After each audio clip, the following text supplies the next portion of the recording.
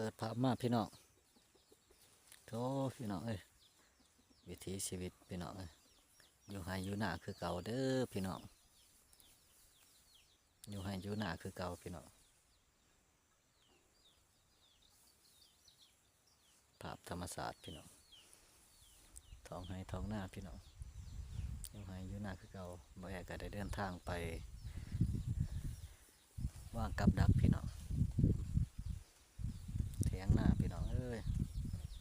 เถียงหน้าบรรยากาศ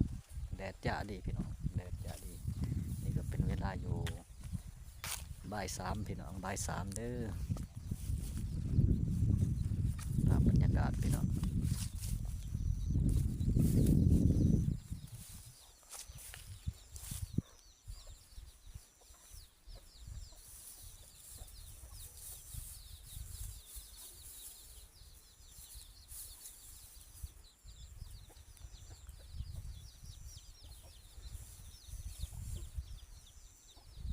ก็สีเดินทางไปทางพุทธพี่น้องสีเดินทางไปทางพุทธเด้อพี่น้อง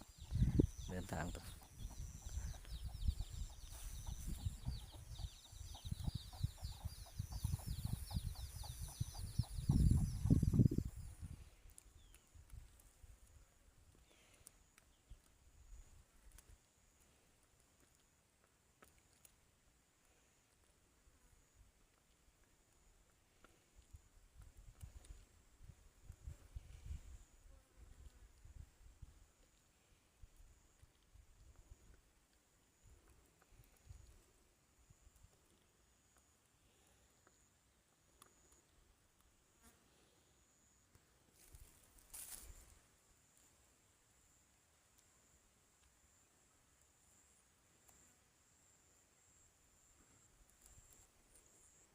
ไปต่อพี่น้อง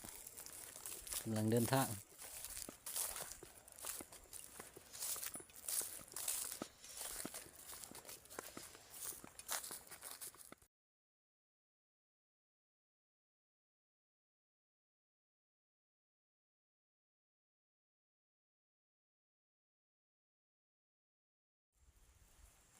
กราบสบายดีและสวัสดีพี่น้องเบิร์ดสุขุสุคนมื่อนี้ก็มาพบกับบ่าวแอคนมันนอกแซ่แนวคือเก่าพี่น้องมื่อนี้บ่าวแอกะได้มาใส่กับดักพี่น้อง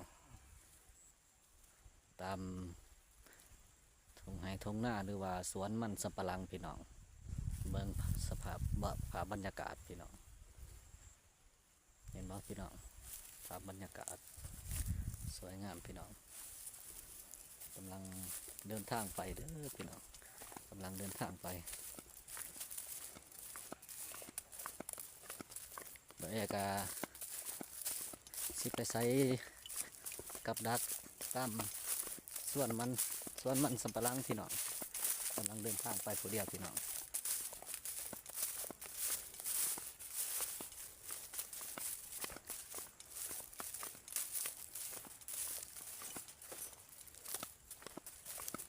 เอาภาพบรรยากาศมาฝากพี่ฝากน้องนะครับฝากบรรยากาศพี่น้อง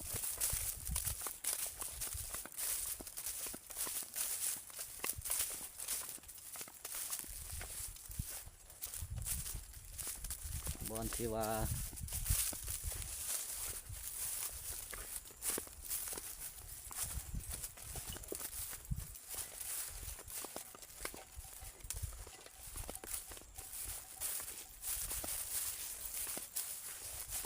กับมอสิฮอดเลยพี่ดอกกับบ่ใกล้ดอกมอสิฮอดเลย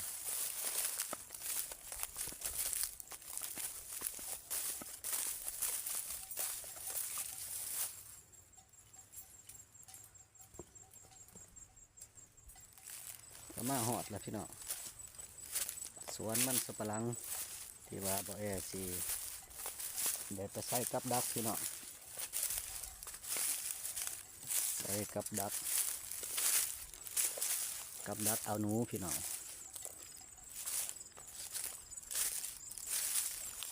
มาใส่สวนมันเขาเจ้าที่ว่ามันหกพี่น้องมันหกที่ว่าเขาเจ้าบ่ได้เสียหญ้าพี่น้อง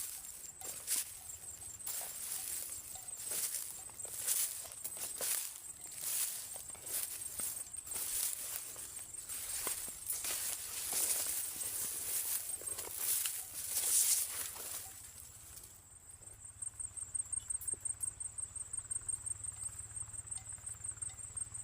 ตอนนี้กำลังสอบเบิ่งเส้นทางพี่น้อง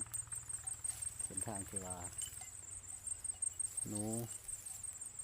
นูไปพี่น้องหนูไปกำลังสอบหาเบิ่งเห็นแล้วพี่น้องเห็นทางมันไปเลยเด้อพี่น้องเดี๋ยวบ่ได้สิให้เบิ่งพี่น้องให้พี่น้องเบิ่งเส้นทางนะนี่เห็นบ่พี่น้องทางมันไปพี่น้องไปเลยไปจังสีนะไปทางนี้พี่น้องไปหอดพูนพี่น้องเอ้ยทางหนูมันไปเด้อเดี๋ยวบ่ได้สิใส่อยู่ในก่อนพี่น้องเห็นบ่บ่ได้สิหามันมาใส่ก่อนพี่น้องเอาเนื้อมันพี่น้องเอาเนื้อมันมาใส่เดี๋ยวบ่ได้สิลบมันมาใส่ก่อนพี่น้อง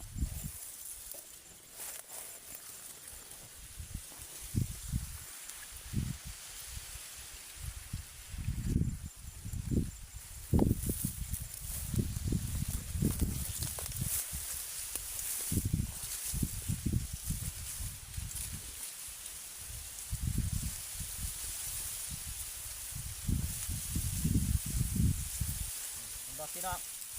เอาเนื้อมันใส่พี่น้องใส่กับดักเอาอันเดียวพี่น้อง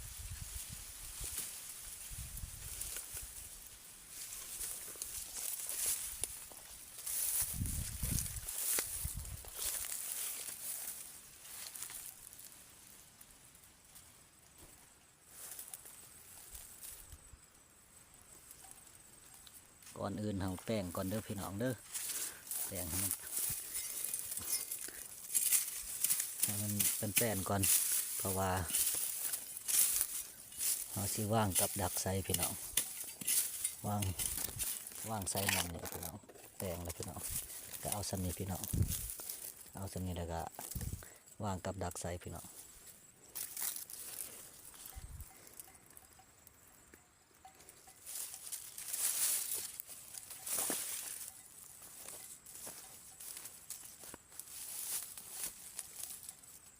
ตอนนี้บ่เอก็เริ่มใส่กับดักเลยเด้อพี่น้องใส่กับดักใส่มองนี่พี่น้อง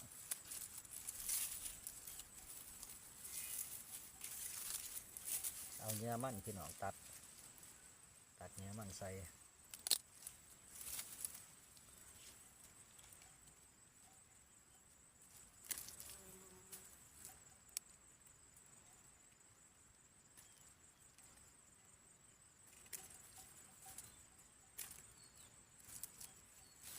นี่ครับ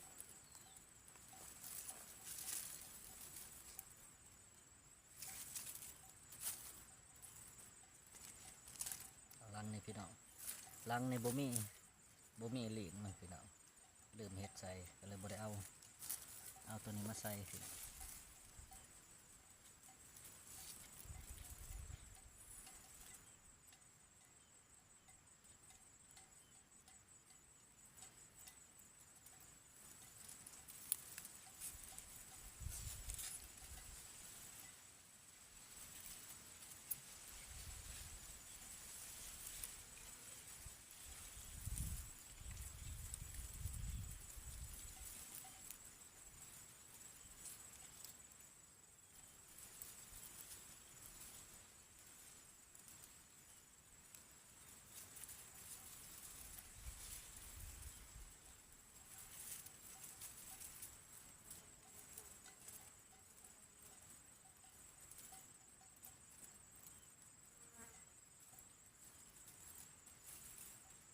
ถือว่าสำเร็จพี่น้องลังหนึ่งแล้วพี่น้องสำเร็จ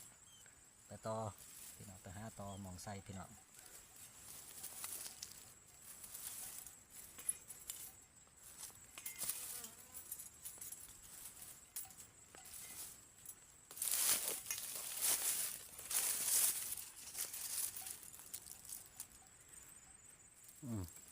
เห็นบ่พี่น้องกับดักที่ว่าบ่แอวางใส่พี่น้องวางใส่ตามเส้นทางหนูไปพี่น้องมาทางนี้พี่น้องใส่ตามทางพี่นี่ครับแต่ว่าบ่แอบ่ได้ทมพี่น้องใส่แบบธรรมศาสตร์ไปก่อน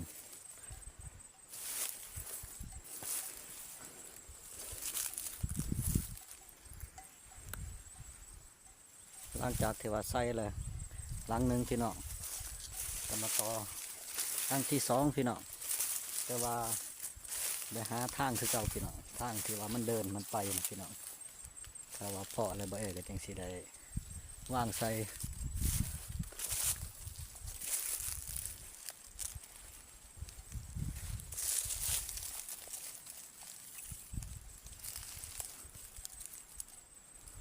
อยู่ในรังหนึงพี่น้อง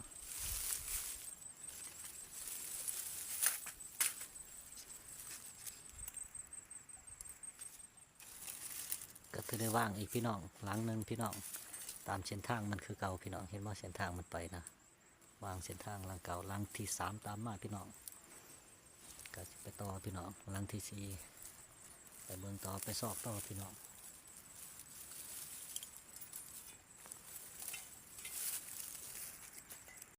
ก็ถือว่าพออีกพี่น้องเอ้ยทางเส้นทางพี่น้องมันไปนี่เห็นบ่เส้นทางมันไปจากสิพี่น้องแบกสีวางอยู่ในกำหนึ่งลังหนึ่งอีกพี่น้องใส่ลังหนึ่งแบกก็เอามาโบราณดอกประมาณ10 ลังพี่น้องแต่ว่าสีวางอยู่ในลังหนึ่ง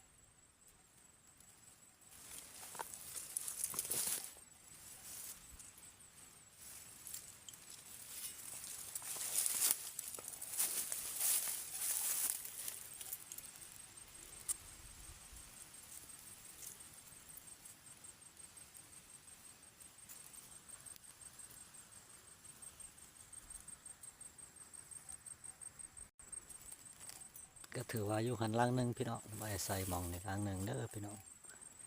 ใส่ลังหนึ่งกลับไปต่อพี่น้องไปต่อพี่น้องไปสอบเบิ่งต่อก็ได้แล้ว3 ลังพี่น้องไปต่อลังที่สี่ไปเบิ่งว่ามองได้แน่สวนมันสับปะหลังวางกับดักพี่น้องวางกับดักสวนมันสับปะหลังมาพอดีเอาพี่น้องมาพอดีเอา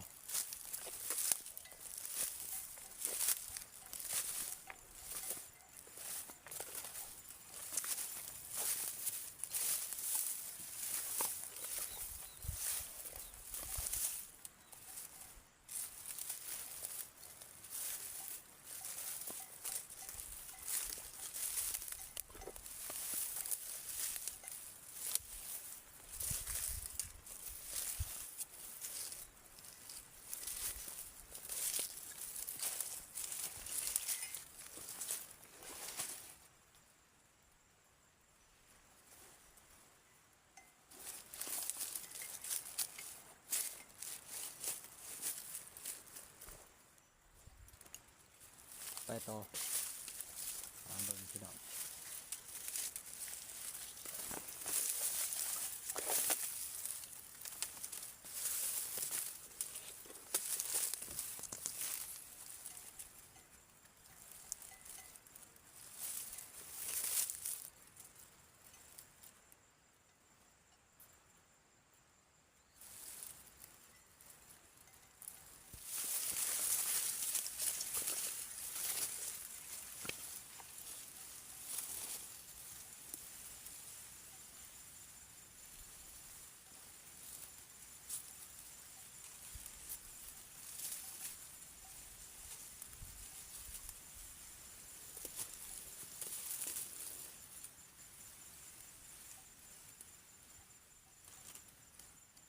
ควัดกินมันพี่น้องเห็นบ่มันควัดกินมันพี่น้องเมื่อก็สิว่างใส่มองนี่เลย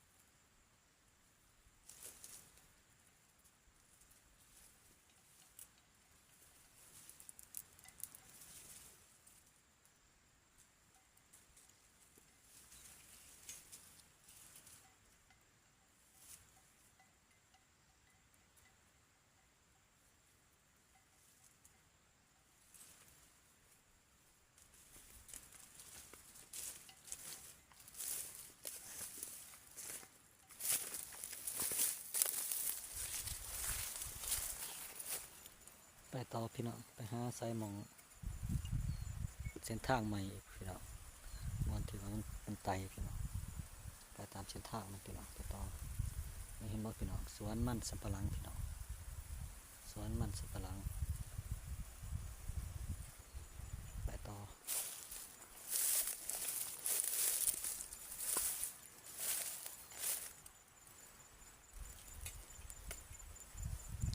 ยังสามหลังพี่น้อง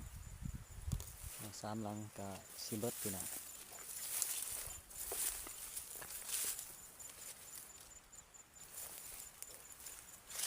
พออีกแล้วพี่น้องเส้นทางพี่น้องพออีกแล้วครับเห็นบ่พี่น้องเส้นทางลงไปพี่น้องจนมันแป้นพี่น้องเอ้ยเห็นบ่จนมันแป้นพุ่นนะพูนไปหอดพูนพี่น้องจนมันแป้นพี่น้องมาพี่เลยเห็นบ่มาตามนี่พี่เลยไปพ้นเลยพี่น้องนะคือเก่าพี่น้องวางกับดักไซพี่น้องวางกับดักไซคือเก่า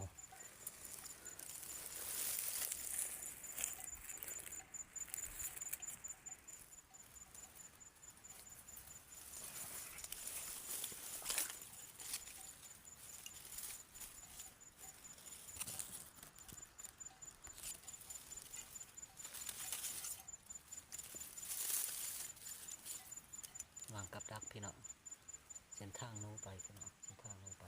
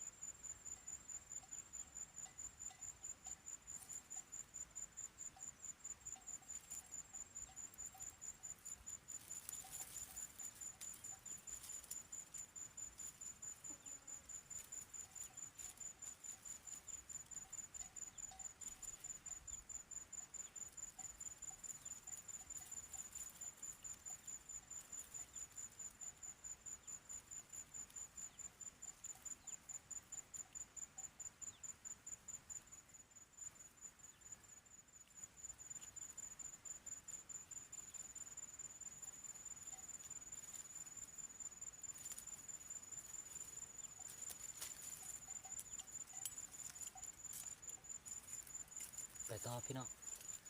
สำเร็จนะ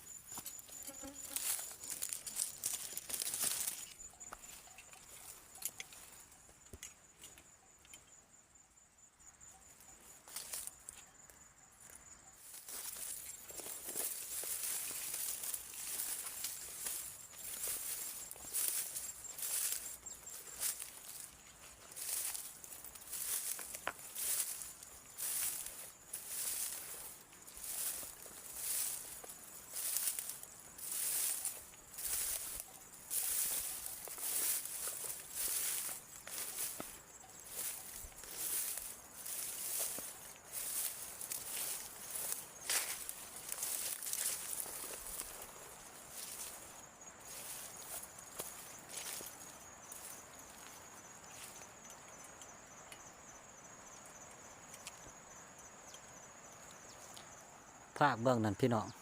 เป็นภูเขาพี่น้องภูเขา แต่ว่าลงไปลุมมีแม่น้ำพี่น้องเห็นบ่พี่น้องฟังเสียงแม่น้ำพี่น้องแม่น้ำเซโดนพี่น้อง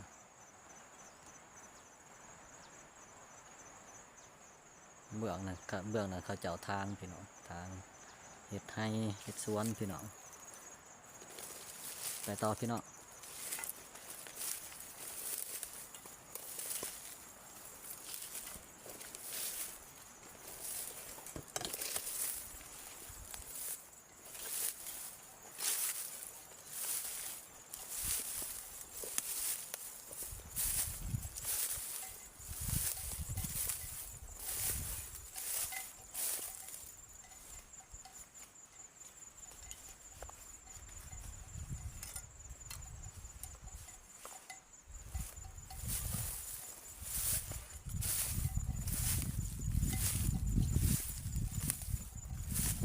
ตอนนี้ก็ถือว่าสำเร็จเนาะพี่น้องเนาะสำเร็จแต่ว่ายังเหลืออยู่2 หลังพี่น้อง2 หลังที่ว่าบ่ได้ใส่มันบ่มีเหรียญมันพี่น้องเห็นบ่มีเหรียญมองนี่บ่มีเหรียญมันก็เลยใส่บ่เป็นพี่น้องแต่เอากลับเมื่อคืนพี่น้องจะได้ที่ว่ากลับบ่หลายพี่น้องกลับดักหนูเนี่ยกลับดักหนูหลายนี่ก็คือว่าทางหนูไปหลายเนาะตามที่สังเกตเห็นทางหนูไปนี่หลายใช่ได้ที่ว่าบ่มีกลับหรือว่ากลับบ่หลายพี่น้องก็สิได้เดินทางกลับพี่น้องทางกลับเลยเด้อมาลุ้นน้ำกันเบิ่งว่ามื้ออื่นพี่น้องมื้ออื่นมาลุ้นน้ำกันเบิ่งว่ามื้ออื่นเช้าสิมานบ่หรือว่าบ่มานพี่น้องมาลุ้นน้ำกันเบิ่งเด้อพี่น้องแต่ว่าตอนกลับก็สิรีวิวภาพบรรยากาศเลยเนาะพี่น้องเนาะรีวิวภาพบรรยากาศตามท้องหน้าวิถีชีวิตหรือว่าชีวิตการเป็นอยู่ของบ่าวพี่น้องคนบ้านนอก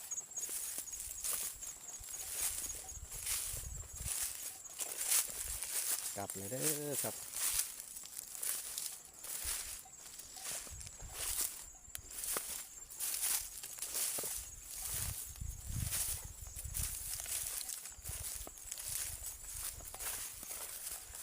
มาลุ้นน้ำกันเบิ่งว่ามื้ออื่นพี่น้องว่าสิมานบ่หรือบ่มานเนาะพี่น้องเนาะ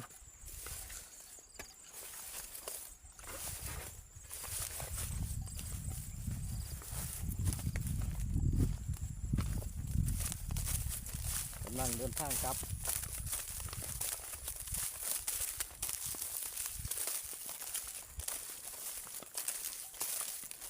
จากที่ว่าไปใส่กับดักหนูพี่น้องเดินทางกลับบ้านนะครับเดินทางกลับบ้านนะครับโอ้ยไปบ่ถึง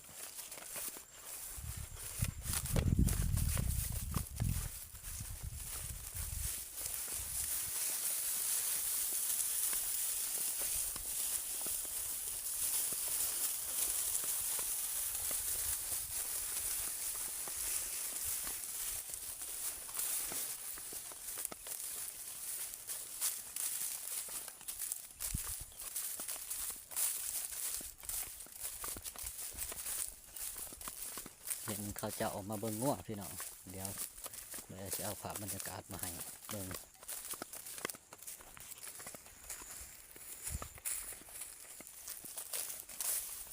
โอ้ตุ๋ยดีเนาะจักโตงัวนี่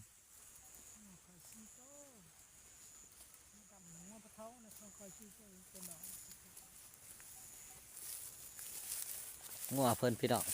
4 โตเพิ่นมาเลี้ยงอยู่นะมีแต่โตตุ๋ยๆโอ้บ่ได้ปล่อยเนาะคิดว่าจะปล่อยบ่ได้ปล่อย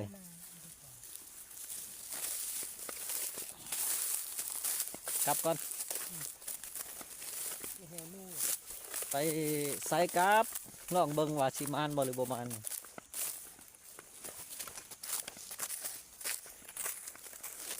มาเพาะไทยบ้านเขาเจ้าเลี้ยงงัวพี่น้องก็เลยไปสอบถามเบิ่งหน่อยหนึงเพราะว่าแรงๆมาหรือว่าตอนเย็นตกแรงตกเย็นมาเขาเจ้าจะไปเอางัวเขาขอกเขาแรงพี่น้องเมื่อแรกอะคนแรกแรงๆคนแรกประมาณ17 โมงเย็นๆยังคอยไปเอางัวเขาแรงพี่น้อง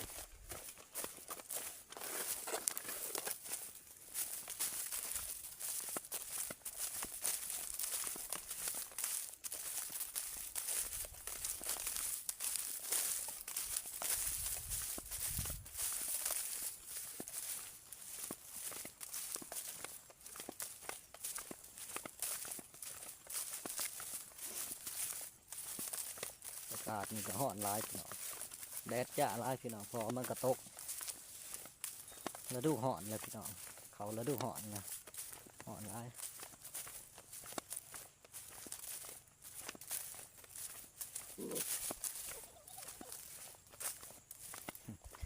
ตื่นมาหน่อยพี่น้อง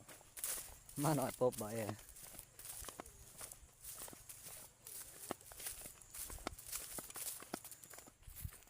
่ะก็ถือว่ากลับมาแล้วพี่น้องกลับมาวันนี้ก็รอลุ่นผลพี่น้องมื้ออื่นเสาร์ว่าสิมานบ่หรือบ่มานบ่ไปใส่กับดักหนูพี่น้องก็รอลุ่นมื้ออื่นเด้อพี่น้องบ่สิเฮ็ดอีกพี่นึงพี่น้องกลับมาวันนี้บ่ต้องสิได้จบคลิปเพียงเท่านี้พี่น้องก็ขอบอกขอบใจเด้อสำหรับทุกการรับชมทุกการติดตามนะครับก็อย่าลืมกดไลค์กดแชร์กด Subscribe ให้บ่กดติดตามในเด้อพี่น้องเด้อเพราะว่าสิได้มีกำลังใจเฮ็ดคลิปต่อไปพี่น้องก็ขอบอกขอบใจพี่น้องเบิดสุขคนนะบ่ว่าจะเป็นฝั่งลาวฝั่งไทยหรือว่าต่างประเทศขอให้ทุกคนอยู่ดีมีแห้งลำรวยเบิดสุขคนครับมาวันนี้บ่ก็สิได้จบคลิปเพียงเท่านี้เด้อครับบ๊ายบายนะครับพบกันใหม่พี่น้องมื้ออื่นเช้า